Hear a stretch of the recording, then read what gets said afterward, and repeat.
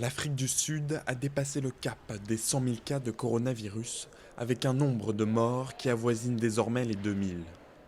C'est le pays le plus touché du continent.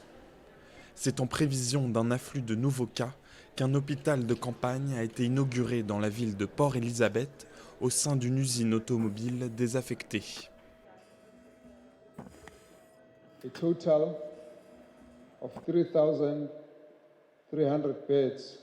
Un total de 3300 lits, accompagnés d'une régulation de l'oxygène.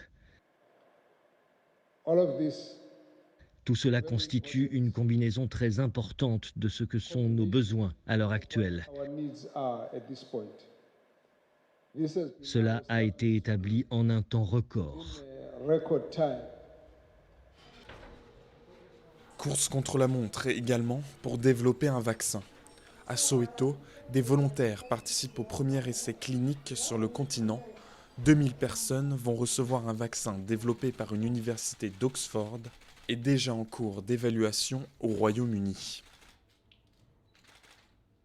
Pour ce vaccin en particulier et pour n'importe quel vaccin contre le Covid-19, il s'agit de la première étude réalisée sur le continent africain. Mais ce sera probablement la première de moins 3 à 4 autres études de vaccins Covid-19, différents vaccins qui seront réalisés en Afrique du Sud au cours des 6 prochains mois. Pour aider les familles les plus touchées par la pandémie, des membres de l'équipe de rugby, les Springboks, ont participé à une distribution de nourriture dans un lycée du Cap. À leur tête, Sia Colissi, le capitaine de l'équipe championne du monde. Au Sénégal, un demi-million d'élèves ont repris cette semaine le chemin de l'école, après 3 mois d'interruption. Les cours avaient été interrompus à la mi-mars, lorsque le président Macky Sall avait décrété l'état d'urgence, dont les mesures ont été depuis lors progressivement allégées. Des élèves heureux de retrouver un semblant de normalité.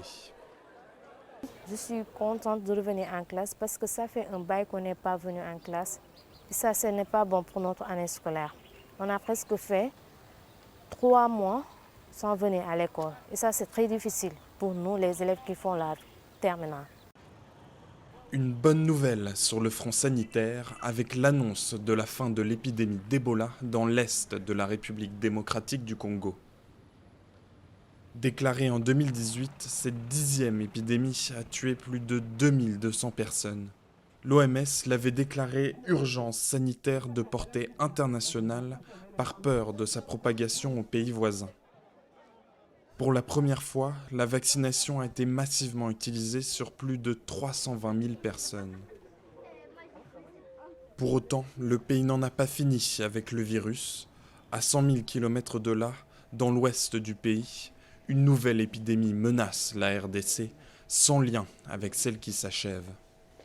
Au moment où nous déclarons la fin de cette 10e épidémie, notre pays fait face à la 11e qui s'est déclarée à Mbandaka dans la province de l'Équateur depuis le 31 mai 2020.